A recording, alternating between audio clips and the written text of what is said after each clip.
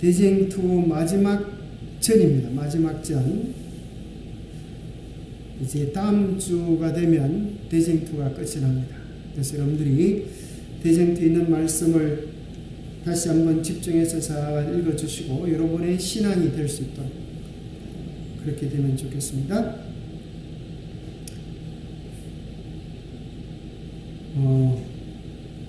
1년 중에 여러분들이 명절을 맞이하면 고향을 찾아갑니다. 고향 찾아가는 길들이 아주 밀리고 답답하고 어려울 때가 있습니다. 그럴 때는 저는 이런 생각을 합니다. 4시간 후에 이제 고향집에 도달한다고 생각하면 지금 차 운전하고 힘든 지금을 생각하지 말고 4시간 후에 고향에 가서 가족들과 만나서 즐거워할 그 시간의 생각을 고정시키고 가면 아주 기분이 좋을까요? 그 생각을 하고 가면 그 어려운 시간들을 잘 이겨낼 수가 있습니다. 교회 리모델링 하는 것도 마찬가지 같아요. 클라이막스가 이번 주 일요일입니다. 그래서 좀 힘들고 우리 교원님들이 다 동원되어져서 또 그날 비까지 온다고 하니까 또 좀 어려움이 있을지 모르겠어요.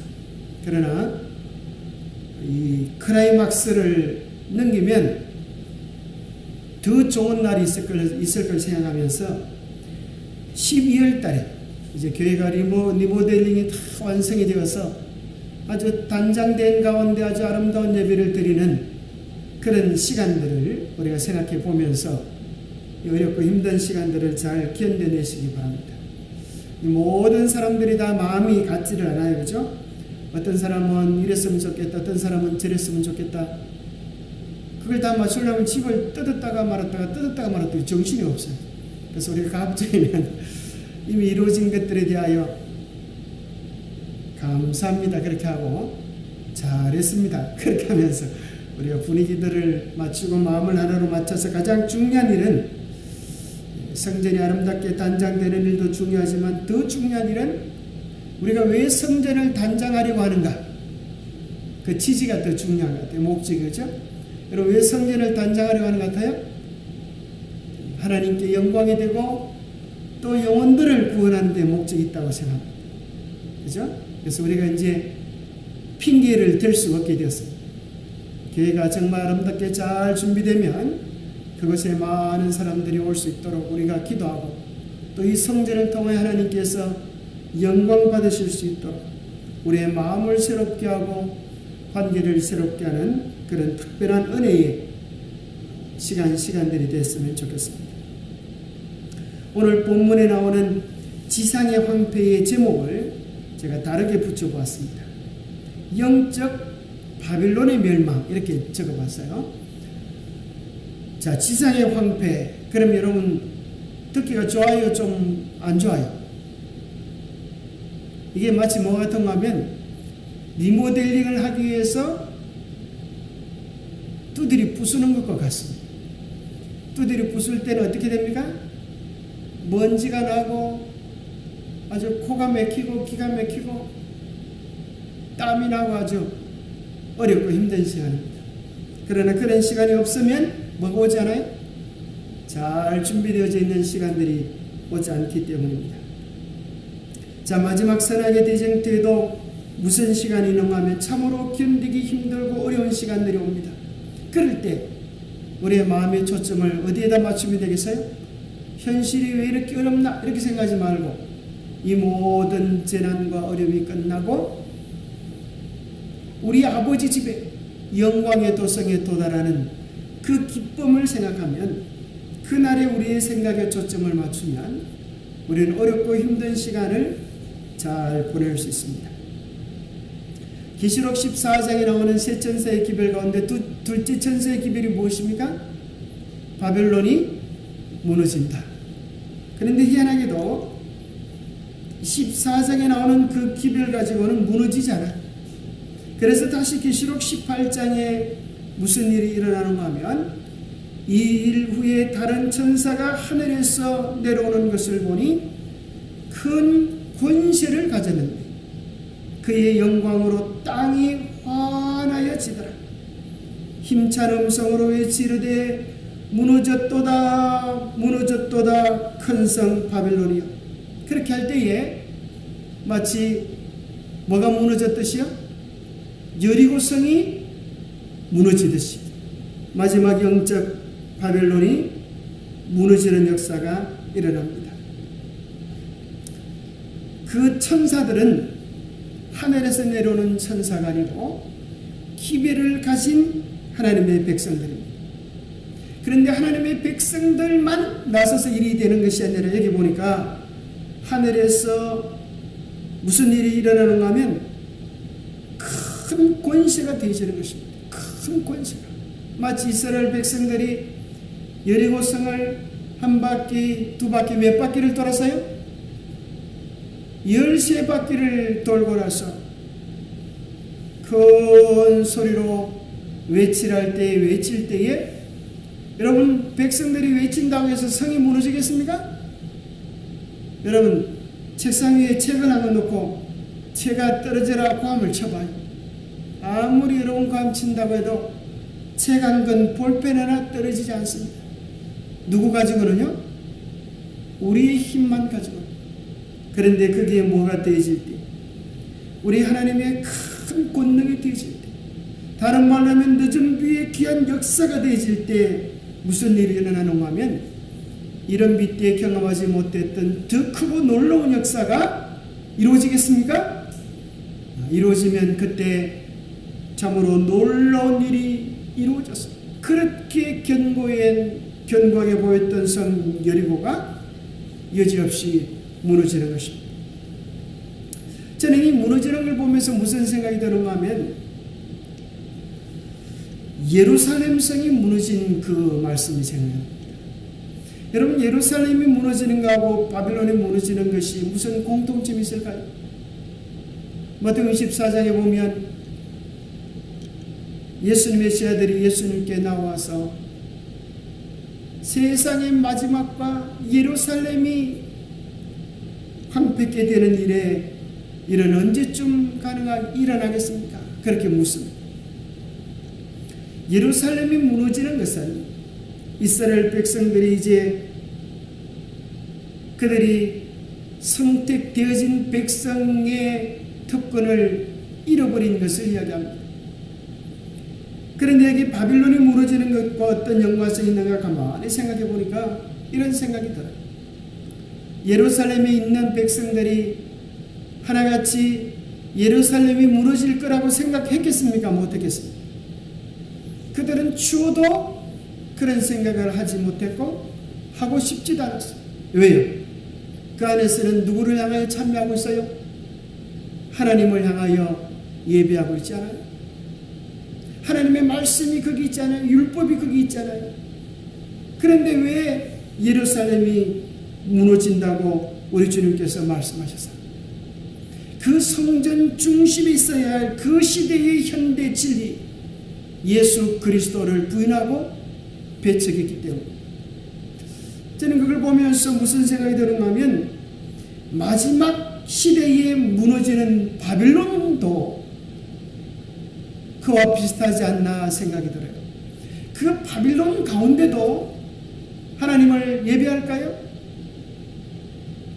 여러분 참 놀라운 것은 여러분들이 이제 혹 기회가 닿으면 이 천주교를 한 번씩 가보셔도 좋겠어요. 그들의 미사하는 광경들을 보고 이런 성당의 모습을 보면 얼마나 아름답게 그렇게 지어졌는지 우리 혼을 쏙 빼놓을 정도. 그래서 예수님이 탄생한 그 교회라고 부르지만 사실은 성당입니다. 그곳에 가면 매 크리스마스 때 그 연합 찬양대가 부르는 아주 교회의 성당이 있는데 얼마나 그 교회가 성당이 아름답고 우아한지 모르고 오늘날 이 세상에 우리가 영적 바빌론이라 부르는 교회들에도 뭐하고 있어요?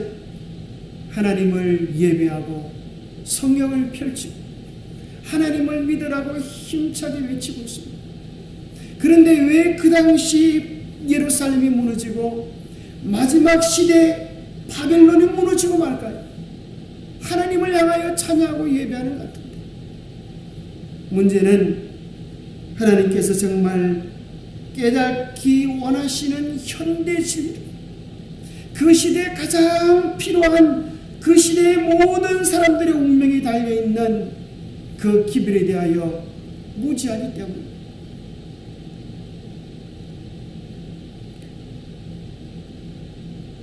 마태복음 24장에 보면은 때에 따라 양식을 나눠줄 자가 누구냐?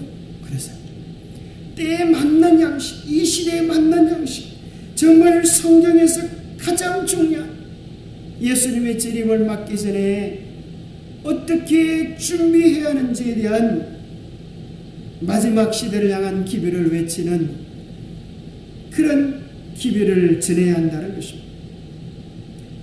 그렇게 하지 못하고 마치 이스라엘 백성들이 무너질 송소를 붙잡고 양을 잡아 제사를 지내는 것은 구약시대에는 맞았는데, 예수님 오셨을 그때는 십자가에서 이루어지고 난 그 이후에는 아무 의미가 없는, 오히려 하나님의 뜻을 거스르는 것이 된다고 하는 사실을 우리는 기억해야 하는 것입니다. 제목을 한번 붙여보면 하나님의 진노. 그래서 희한하죠? 하나님의 진노가 쏟아진다는 거예요. 어디에요? 예루살렘에 쏟아졌듯이 하나님의 이름을 부르는 바벨론의 진노가 쏟아지는 것입니다.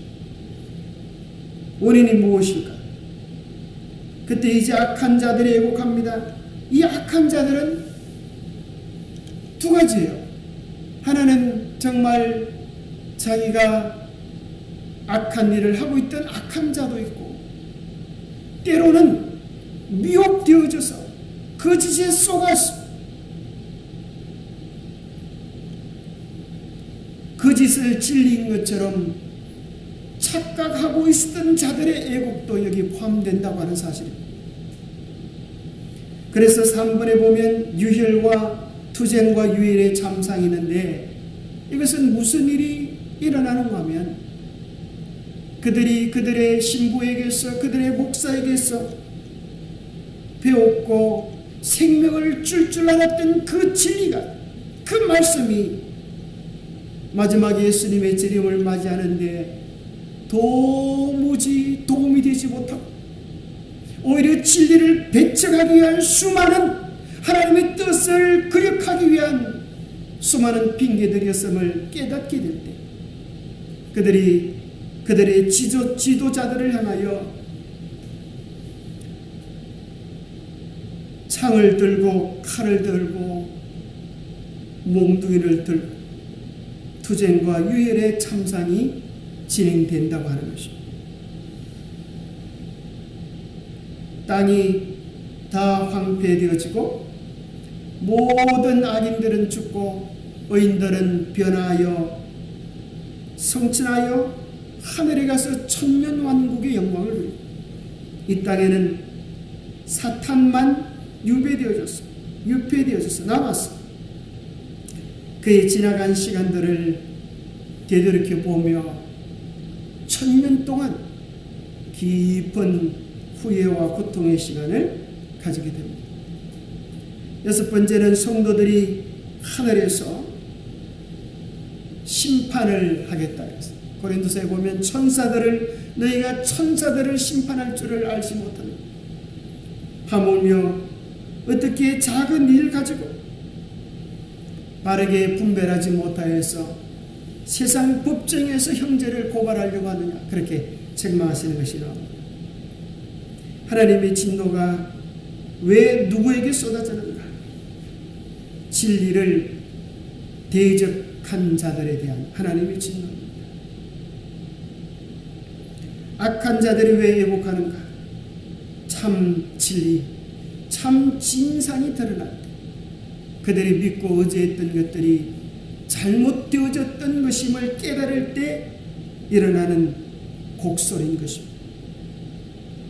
그래서 투쟁과 유혈은 분노와 공격이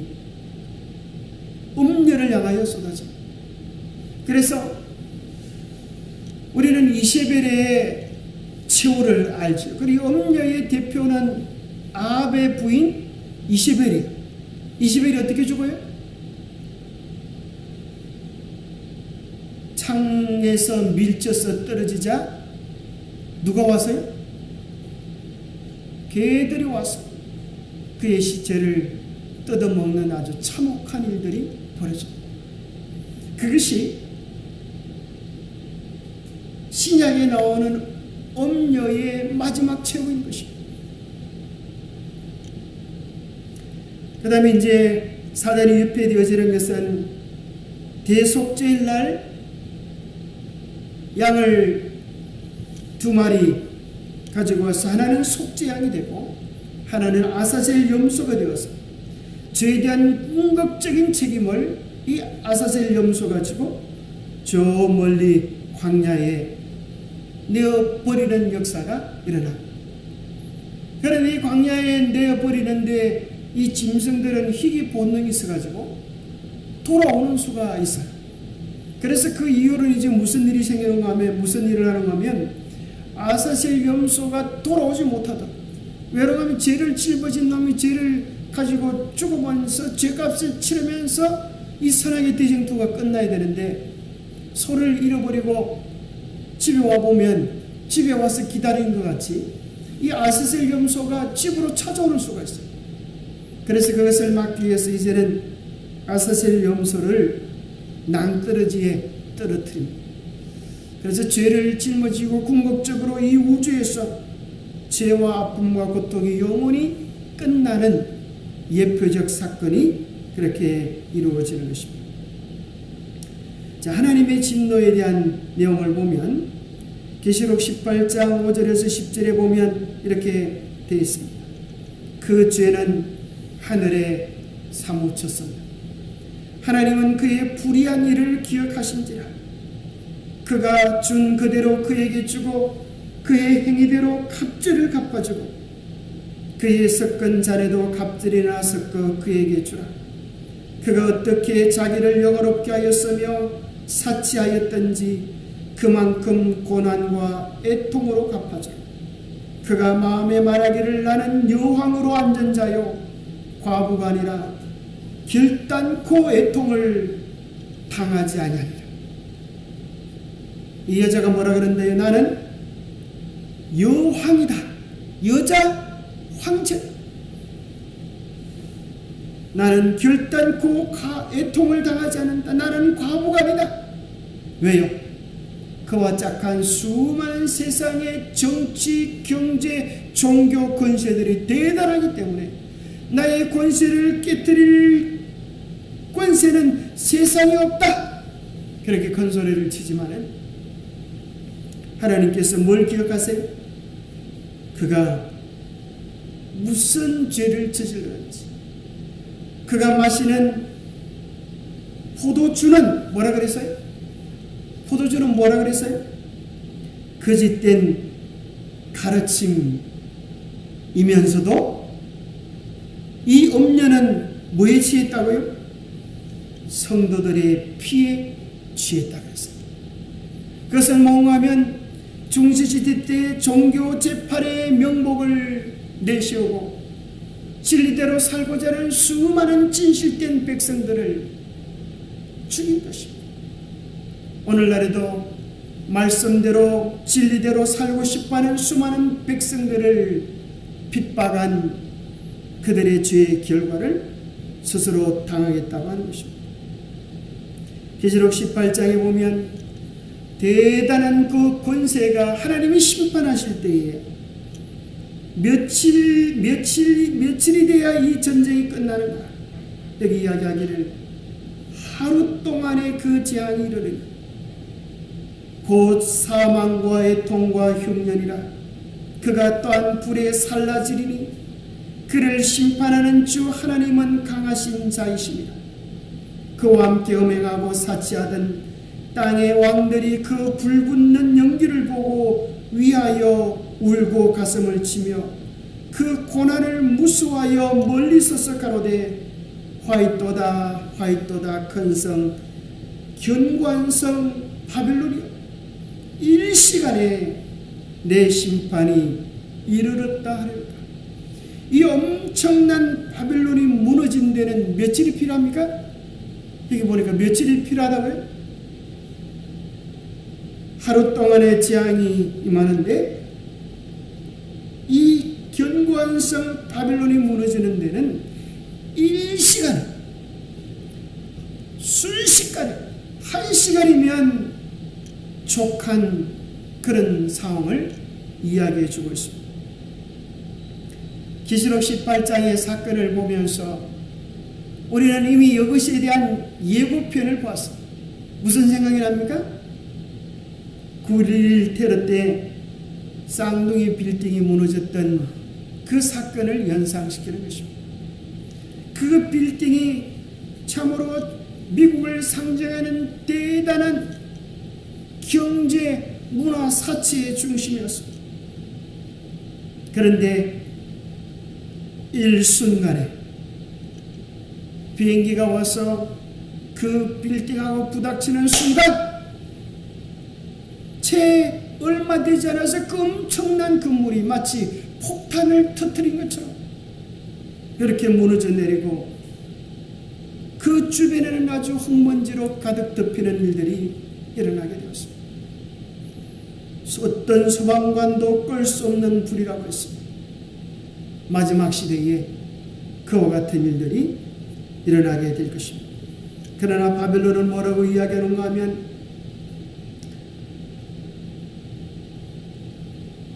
큰 화이또다 큰 성이여 세마포와 자주와 붉은 옷을 입고 금과 보석과 진주로 꾸민 것인데 그러한 부가 일시간에 망하였도다. 하나님의 진노가 내리는 날에 바빌론이 당할 형벌이 이와 같다. 바빌론은 그 주의 분량을 다 채웠다. 그의 때가 이르렀고 멸망의 시기가 무르익었다. 그럼 바빌론의 멸망이 다니엘서 몇 장에 나오죠? 다니엘서 5장에 그렇게 나와 있습니다. 그래서 그 다니엘서의 5장에 나오는 사건들을 유심히 관찰해 보면 마지막 때 무너질 바빌론의 실상을 이해하게 됩니다. 정말 신비 중에 신비, 세계 7대 불가사의 중에 하나가 이 바빌론의 영광입니다.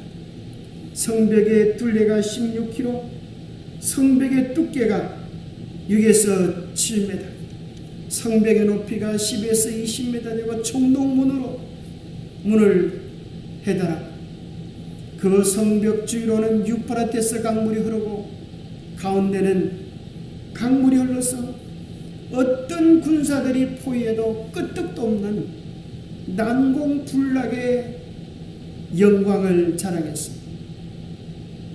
그래서 그들은 이렇게 이야기합니다. 누가 이 난공불락의 성을 무너뜨릴 것인가? 누가 이 최고의 영광 권세를 무너뜨릴 수 있을 것인가? 여러분, 이 바빌론이 어떻게 무너지죠? 도무지 무너뜨릴 수 없는 것처럼 보이는 이 바빌론이 이사야 44장 27절에 보면 무너지는 방법도 무너뜨릴 사람의 이름도 또 그것이 무너지고 나서 이루어질 연결된 사건도 정확하게 예언해 주고 있는 것입니다. 자, 어떻게 그 성이 무너진다고요? 기쁨에 대하여 이러기를 말하라. 강물들을 마르게 하리라. 그 강물이 말라지면서 자기들은 강물 때문에 보호를 받았었는데 강물 때문에 영광을 누렸었는데 그 강물이 마르면서 삽시간에 멸망을 당할 것이다. 그리고 그 강물을 마르게 하고 바빌론을 끝장낼 사람의 이름이 누구라고요? 고레스다. 그리고 마치 고레스가 와서 바빌론을 무너뜨리고 이스라엘 백성을 돌아가기 위해서 예루살렘의 성전이 건축되게 하는 것처럼, 중건되게 하는 것처럼, 바로 이 고레스는 다시 오시는 예수 그리스도의 재림을 예표하고, 바벨론이 예루살렘이 중건되는 것처럼 우리가 새 예루살렘에서 누릴 영광을 예표해 주고 있습니다. 그래서 바벨론이 어떻게 무너지는가 하는 것을 생각해 보면, 그 큰 영광이 강물들이 마르게 함으로 이것이 성취되었습니다. 강물을 퍼서 옮기는 것이 아니라 수로를, 방향을 조금 틀어버리니까 그 유프라데스 강물이 들어갔던 곳이 엄청난 통로가 됩니다. 계시록 17장 15절에 보면 엄녀가 앉아있는 물은 백성과 무리와 열국과 방언들이라. 마지막 시대에 엄녀가 앉아있는 그 영광은 수많은 백성, 무리, 열국의 인기를 독차지하고 있다고 하는 것입니다. 그런데 무슨 일이 일어난다고요? 강물이 마르는 것입니다. 사람들이 그들의 정체를 깨닫게 될 때 그들에 대한 보호가 거두어지고 오히려 재난이 되는 것입니다. 참 진리가 드러날 때, 그들의 실상을 깨달을 때, 이제까지는 그들이 하나님을 향한 구원의 도리를 가지고 있는 줄 알았는데 알고 보니까 그들이 하나님을 대항하는 오히려 적 그리스도의 세력임을 깨닫게 될 때, 그들이 마치 댐에 물이 빠지듯이 그들의 관심과 사랑과 애정이 빠지면서 반대로 지도자들을 향하여 창을 드는 일이 일어나겠다는 것입니다. 무엇이 그들로 하여금 그들의 영적 실상을 깨닫게 해줄까? 그것은 빛입니다. 계시록 18장에 나와 있던 큰 천사의 외침입니다. 마치 다메섹 도상으로 하나님을 믿는 백성들을 핍박하고 잡아러 가면서 사울은 무슨 생각을 했다고요? 하나님을 위하여 이렇게 하는 줄 알고 하나님의 영광이 되는 줄 알고 쫓아갔지만 그의 눈앞에 감당기 어려운 밝은 빛을 통하여 그는 끄끄러짐을 경험하고 그 빛 속에서 한 음성을 듣게 됩니다. 사울아 사울아 내가 어찌하여 나를 박해하느냐. 그때 비로소 그 빛 속에서 인생 전환의 깨달음을 가지게 됩니다. 내가 이제까지 하나님을 위하고 하나님의 영광을 위하고 하나님을 위하여 산다고 생각했는데 알고 보니 하나님을 핍박하는 예수님의 마음에 고통을 주는 일을 했었구나. 이것을 깨닫게 되는 것입니다. 마지막 시대에 일어날 일들에 대하여도 요한복음 16장 2절에 같은 내용을 이야기합니다. 사람들이 너희를 주의할 뿐 아니라 때가 이르면 물은 너희를 죽이는 자가 생각하기를 이것이 하나님을 섬기는 일이라 그렇게 할 것이라 그랬어요. 그러나 그렇게 했던 자들이 드디어 큰 영광의 빛 천사들의 기별을 들을 때 각성하게 될 것입니다.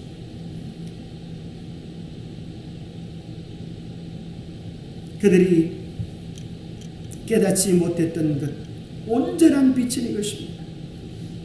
하나님께서 우리에게 주시는 그 빛, 이 모든 말씀을 한마디로 이야기하면 이것은 우리로 하여금 하나님에 대하여 밝히 나타내주는 길입니다. 하나님의 무엇에 대하여? 하나님의 품성에 대하여, 우리가 닮고 따라가야 할 품성에 대하여, 그리고 이 모든 세상이 저절로 되어지는 것이 아니라 하나님의 통치 아래 있다고 하는 사실입니다. 그리고 하나님의 품성을 드러내고 하나님의 통치를 구체적으로 보여주는 것을 한마디로 이야기하면 그것이 하나님의 계명이었다고 하는 사실을 깨닫게 될 것입니다. 하나님의 계명 속에 뭐가 있다고요? 하나님의 품성이 나오고 하나님의 통치의 원리가 거기 있다고 하는 사실을 깨닫습니다. 다니엘 5장에 보면 바벨론이 멸망할 때에 그들이 왜 멸망하는가 여기 기록이 되어 있습니다. 그들이 예루살렘 하나님의 성소에서 가지고 온 은근 기명을 가져다가 거짓 우상을 찬양하고 자기들의 쾌락을 위한 도구로 사용하는 것입니다. 하나님께 드려야 할 온전한 예배의 도구들을 취하여 가져간 것으로 쓰는 것입니다. 그럴 때 하늘에서 손가락에 나타나서 이야기합니다. 메네 메네 대겔 우바르시니라. 이것은 이런 뜻입니다. 인생은 네 생각대로, 네 고집대로, 네 계획대로 살아가는 것이 아니다. 너의 삶을 심판하실 최고의 주권자가 한 분 계신데 그분이 하나님이시다. 너의 인생이 잘 살았는가 못 살았는가 하는 것은 너의 기준에 달린 것이 아니라 하나님의 저울에 달려있다. 최고의 주권자가 너를 향하여 무엇이라고 이야기하시는 거지? 검성의 귀를 기울이려고 하는 것입니다. 하나님께서 내 삶을, 내 믿음을 저울에 다신다면 우리를 향하여는 하나님께서 뭐라고 말씀하시겠습니까? 오늘 이 마지막 시대를 살아가는 남은 무리라고 자처하는 우리의 믿음을 하나님께서 당신의 저울에 다실 때에 참으로 우리의 마음은 하늘에 속한 것으로 무게가 내려질까요? 아니면 세상을 향한 더 강력한 무게가 하늘보다 더 무겁게 우리의 마음의 중심을 자리 잡고 있음을 보여줄 것인가요? 바빌론의 문제는 그것이었습니다. 자기 딴에는 올바르고 잘한다고 생각했는데 하나님의 저울에서는 완전히 방점이었습니다. 누가 주권자인가? 우리는 깊이 생각해야 합니다. 여호와여, 위대하심과 권능과 영광과 승리와 위엄이 다 주께 속하였사오니 천지에 있는 것이 다 주의 것이로소이다. 여호와여, 주권도 주께 속하였사오니 주는 높으사 만물의 머리이심이니이다. 아주 정말 중요한 말씀입니다. 천지에 있는 것이 다 주님의 것입니다. 우리가 먹고 사는 모든 것들이 그러하고 우리가 딛고 사는 이 땅이 그러하고 우리가 숨쉬는 공기들이 다 그러한 것입니다. 그럼에도 불구하고 우리는 어리석게도 마치 내 인생이 내 것인 것처럼 내 고집을 부리며 살아갈 때가 있는 것입니다. 자, 사단의 속셈은 이것입니다. 궁극적으로 보호자를 차지하는데 그의 목적이 있습니다. 그래서 하나님을 대적하기도 하지만 때로는 세상 앞에 드러난 그의 모습은 대신하는 것입니다. 하나님의 대리자로 서는 것입니다. 수많은 사람들은 영문을 알지 못한 채 그는 우리들에게 하나님을 가장 잘 보여주는 하나님의 대리자라고, 그의 품에 안긴 아이들은 죽을 병에 걸린 아이도 낫는다고 칭송하고 있습니다. 그러나 예사야 42장 8절에는 이야기합니다. 나는 여호와이니 이는 내 이름이라. 나는 내 영광을 다른 자에게, 내 찬송을 우상에게 주지 아니하리라. 하나님은 결코 그 영광을 다른 존재에게 뺏기지 않으십니다. 다른 존재가 나타나서 내가 하나님의 대리자이다, 내가 하나님이다. 그렇게 하는 것은 하나님의 진노를 자처하는 어리석은 결말을 거두는 것입니다. 바빌론이 그랬고 마지막 시대에 바빌론이 그러하고 마지막 시대에 등장하는 거짓 선자들이, 거짓 메시아들이 또 그와 같은 길을 걷는 것입니다. 어떤 거짓 메시아는 자기 교회에 12지파 그런 걸 다 정했습니다. 당신들은 14만 4천인이 다 있습니까? 우리는 다 있습니다. 24장로가 있습니까? 우리는 하늘 본부를 다 갖춰놨습니다. 한번 생각해 보십시오. 하늘 본부를 다 갖추어 놓고 그 중심에 자기가 있으면 자기가 누구라는 소리예요? 참으로 회개망측한 그런 짓을 하고 있는 것입니다. 그러나 바벨론은 한순간이면, 한 날이면 끝장이 나는 것입니다. 그리고 메데 페르시아를 정복했던 고레스는 그 영광을 원통 기념비에 남겨서 오늘 우리들에게도 이 바벨론이 어떻게 무너졌는지에 대한 분명한 원인들을 보게 해주고 있는 것입니다. 하나님의 진노가 불의로 진리를 막는 사람들의 모든 경건치 않음에 대하여, 그리고 불의에 대하여 하늘로부터 나타날 것이라고 말을 합니다.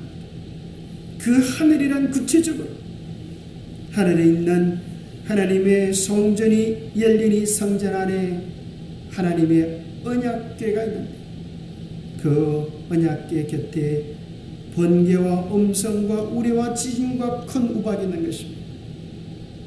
하나님의 뜻은 언약궤 안에 있고 언약궤를 배반하고 하나님의 통치 원리인 하나님의 계명을 배반할 때에 하나님의 진노가 쏟아질 수밖에 없습니다.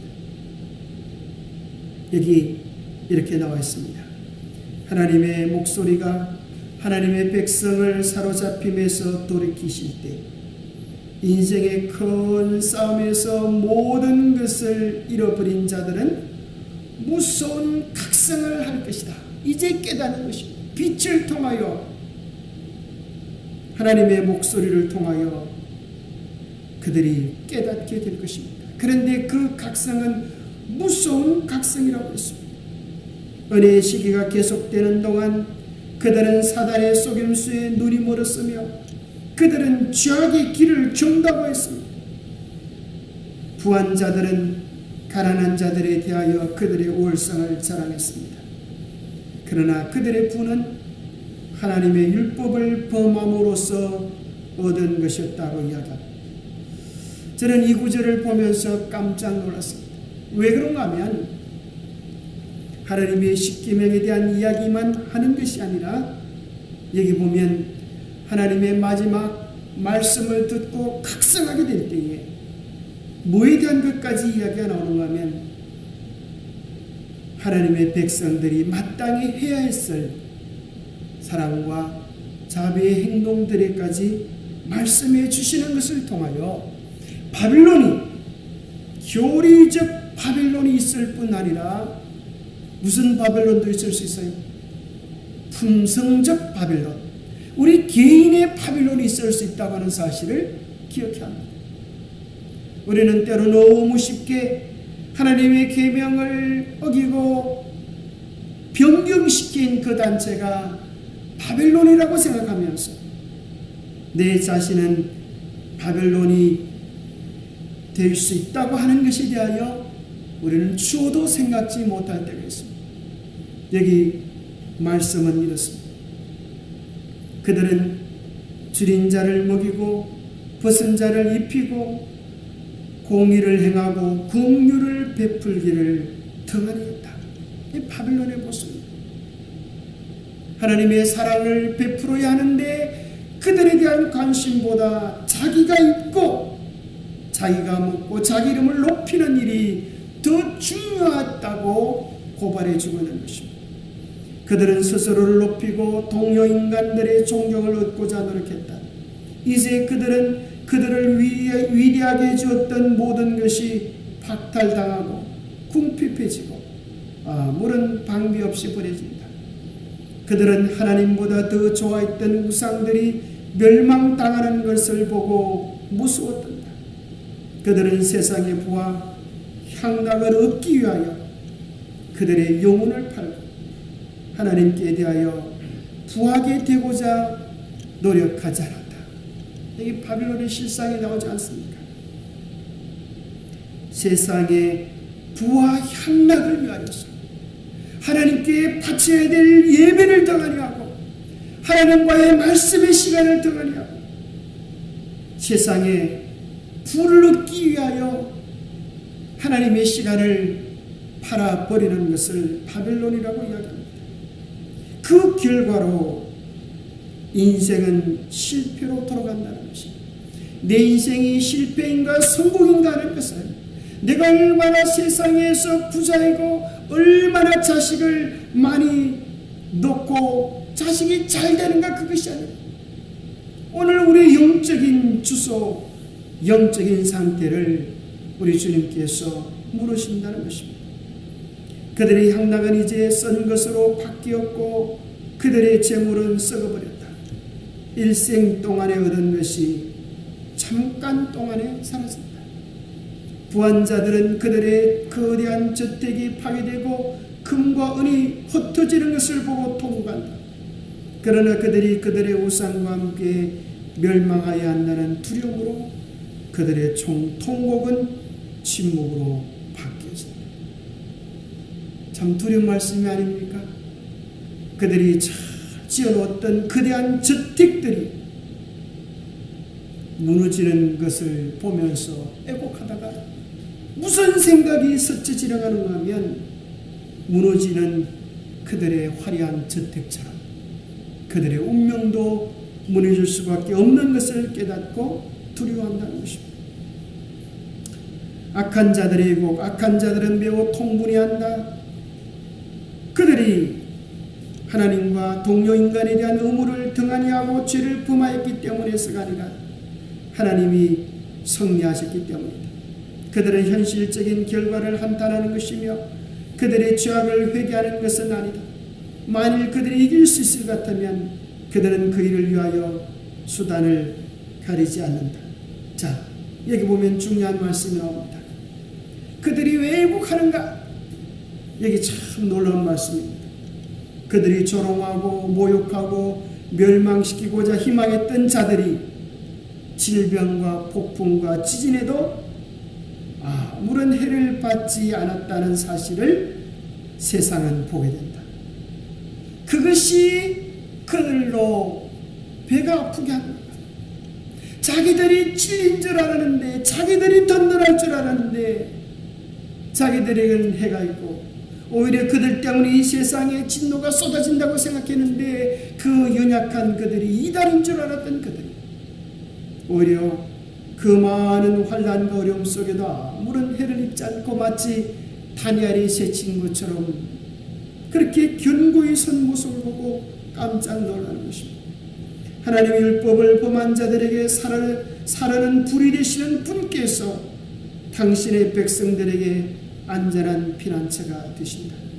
사람들의 인기를 얻기 위하여 진리를 저버린 목사는 그의 교훈의 성격과 역량을 이제 분별하게 된다. 그가 강단에 섰을 때, 거리를 걸어갈 때, 여러 가지 세상의 장면에서 사람들과 교제할 때 전지하신 분의 눈이 언제나 그를 떠나지 아니한 것이 분명하다. 심령의 모든 상태에 기록된 모든 문자, 표현한 모든 말, 사람들을 거짓된 피난처에 시기한 모든 행동 등은 이미 씨를 뿌렸다. 이제 그의 주위에 있는 불행하고 잃어버린 바 된 영혼을 통하여 그는 수확을 바라본다. 여호와께서 말씀하셨다. 그들이 딸 내 백성의 상처를 심상히 고쳐주며 말하기를 평강하다 평강하다 하나 평강이 없도다. 내가 슬프게 하지 아니한 의인의 마음을 너희가 거짓말로 근심하게 하며 너희가 또 악인의 손을 굳게 하여 그 악한 길에서 돌이켰다나 삶을 얻지 못하게 하였도다. 내 목자의 양무리를 멸하며 헛는 목자에게 화 있으리라. 보라, 내가 너희의 악행을 인하여 너희에게 보응하리라. 너희 목자들아 외쳐 애곡하라. 너희 양떼의 인도자들아 죄에 불하라. 이는 너희 도륙을 당할 날과 흩음을 당할 기한이 찼음인적 목자들은 도망할 수 없겠고 양떼의 인도자들은 도피할 수 없으리라. 목사들과 사람들은 그들이 하나님과의 관계를 올바르게 유지하지 못한 것을 깨닫는다. 그들은 공평하고 의로운 율법의 제정자이신 하나님을 대적하여 반역해온 것을 인정한다. 하나님의 훈계를 버렸기 때문에 수많은 제약과 불화와 정오와 불법의 셈이 열려 마침내 이 세상은 넓은 전쟁터와 부패의 시궁창이 되어버렸다. 진리를 거절하고 오류를 고수하기로 작정한 자들에게 이 사실은 분명하게 나타난다. 불순종하고 불충한 자들이 영원히 잃어버린 영생을 찾고자 하는 갈망은 도저히 말로 표현할 수 없다. 세상에서 재능과 능변 때문에 숭배를 받던 사람들도 이제는 그들의 진상을 깨닫는다. 그들은 범죄를 위하여 모든 것을 상실한 것을 깨닫는다. 그래야 그들은 지금까지 모멸해온 충성된 성도들의 발 아래 엎드려 꿇어 엎드려 하나님께서 성도들을 사랑하셨다는 사실을 고백한다. 투쟁과 유혈의 참사, 사람들은 지금껏 쏘아온 것을 깨닫는다. 그들은 피차 간에 그들을 멸망으로 인도하였다고 비난한다. 그러나 모든 사람은 연합하여 목사들에게 가장 혹독한 비난을 한다. 불중한 목사들은 순탄한 일만을 이어내왔다.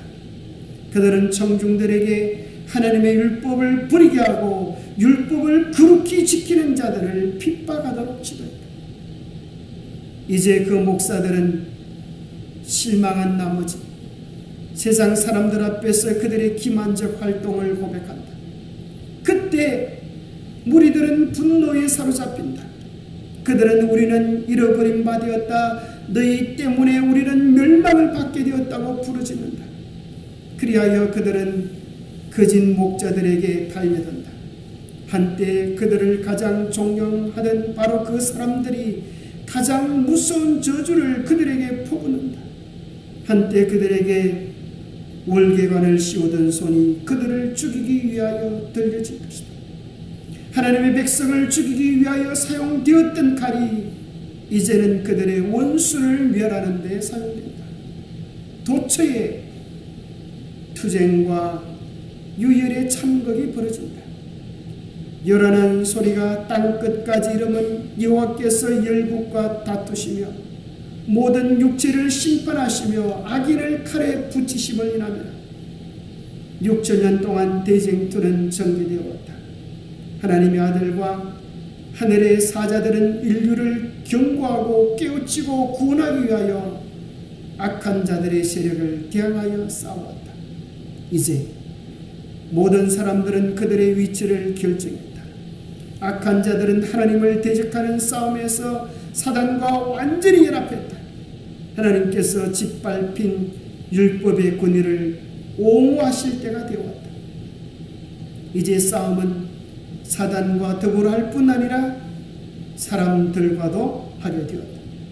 여호와께서 열국과 다투시며 악인을 칼에 붙이시며, 여기 보면 양의 옷을 입고 있던 늑대가 이제 매달려 죽임을 당하는 모습을 보여주고 있습니다. 모든 가져간 일로 인하여 탄식하며 우는 자들의 이마에는 구원의 표가 찍혔다. 에스겔의 계시에서 살육하는 기구를 가진 자들이 늙은 자와 젊은 자와 처녀와 어린아이와 부녀를 다 죽이되 이마에 펴있는 자에게는 가까이 말라 내 성소에서 시작할지니라는 명령을 받은 것처럼 이제 멸망의 천사가 나간다. 선지자는 그들이 성전 앞에 있는 늙은 자부터 시작하리라 말한다. 여기 스가랴 14장 12절 13절에 보면 예루살렘을 치는 사람들에게 어떤 일이 있을 것인가? 하나님의 진리의 교회를 배척하고 비난하는 자들에게 어떤 일이 있을 것인가에 대한 말씀입니다. 예루살렘을 친 모든 백성에게 여호와께서 내리실 재앙이 이러하니 곧 섰을 때에 그 살이 썩으며 그 눈이 구멍 속에서 썩으며 그 혀가 입속에서 썩을 것이요 그날에 여호와께서 그들로 크게 요란케 하시고 피차 손으로 붙잡으며 피차 손을 들어 칠 것이다. 참으로 얼마나 끔찍한 말씀입니까? 진리를 향하여 비난했던 그들의 혀가, 말씀을 똑바로 보지 못했던 그들의 눈이, 말씀대로 살지 못했던 그들의 살이 썩어 부패할 것을 말씀해 주고 계십니다. 참으로 무섭고 두려운 이 말씀들을 보면서 오늘 우리는 하나님의 말씀들을 바로 듣고 있는가? 바로 보고 있는가? 바로 내게 들리시는 성령의 음성대로 살고 있는가? 우리 영적 주소들을 다시 한번 점검해 봐야 할 때라고 생각합니다. 몇 문제만 복습 차원에서 한번 풀어보겠습니다. 여러분들이 화요일날 그냥 지나가서 아마 한이 맺혀서 답을 다 잘 풀으리라 생각합니다. 1번 문제, 하나님의 진노가 내리는 날에 답이 무엇이죠? 바벨론이 당할 형벌이 이와 같다. 바벨론은 그 죄의 분량을 다 채웠다. 그의 때가 이르렀고 멸망의 시기는 무르익다. 마치 바벨론이 물이 마름으로 멸망하듯이 참 진리의 빛이 드러날 때 백성들이 분노할 것으로 바벨론이 망할 것이 예언되어 있습니다. 하나님의 목소리가 하나님의 백성들을 사로잡히면서 돌이키실 때에 인생의 큰 싸움에서 모든 것을 잃어버린 자들은 무서운 각성을 할 것이다. 은혜의 시기가 계속되는 동안 그들은 사단의 속임수에 눈이 멀었으며 그들은 죄악의 길을 정당화했습니다. 악한 자들은 매우 통분해한다. 그것은 그들이 하나님과 그들의 동료 인간에 대한 의문을 등한히 하고 죄를 범하였기 때문에서가 아니라 하나님이 섭리하셨기 때문이다. 사람들의 인기를 얻기 위하여 진리를 저버린 목사는 그의 교훈의 성격과 역량을 이제 분별하게 된다. 그가 강단에 섰을 때, 거리를 걸어갈 때, 여러 생의 장면에서 사람들과 교제할 때 전지하신 분의 눈이 언제나 그들을 떠나지 아니한 것이 분명하다. 세상에서의 재능과 능변 때문에 숭배를 받던 사람들도 이제는 그것들의 진상을 깨닫는다. 그들은 범죄로 인하여 모든 것을 상실한 것을 깨닫는다. 그리하여 그들은 지금까지 모멸해온 충성된 성도들의 발 아래 꿇었더니 하나님께서 성도들을 사랑하셨다는 사실을 고백한다. 그리스도께서 재림하실 때 악한 자들은 온 지면에서 사라진다. 그들은 주님의 입의 기운으로 죽고 주님의 영광의 빛으로 멸망당한다. 그리스도께서 당신의 백성을 하나님의 도성으로 데려가심으로 이 세상에는 금인이 없습니다. 오늘 우리에게 주시는 진리의 빛, 그 말씀에 순종하지 않을 때 주님의 영광의 빛은 그들을 태우는 멸망의 빛이 될 것입니다.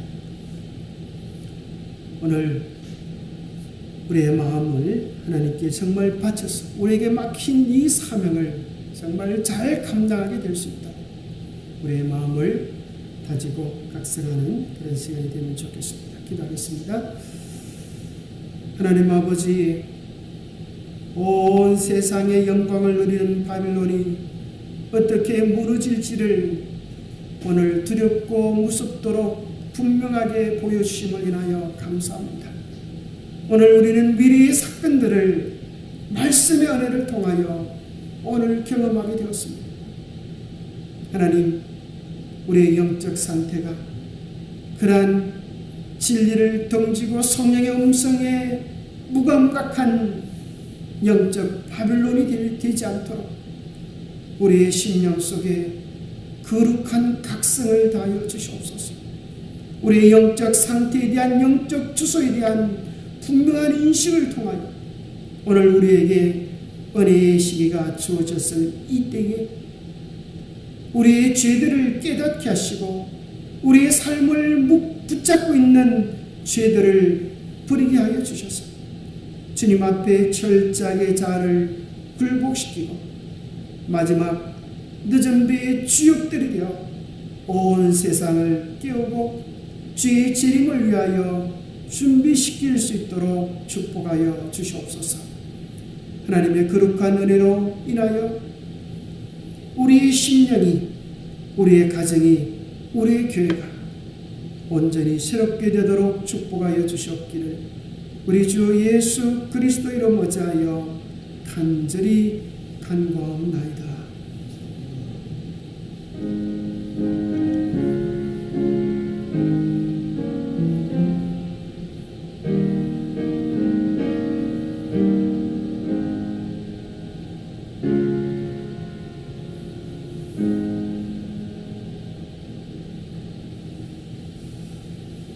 감사합니다.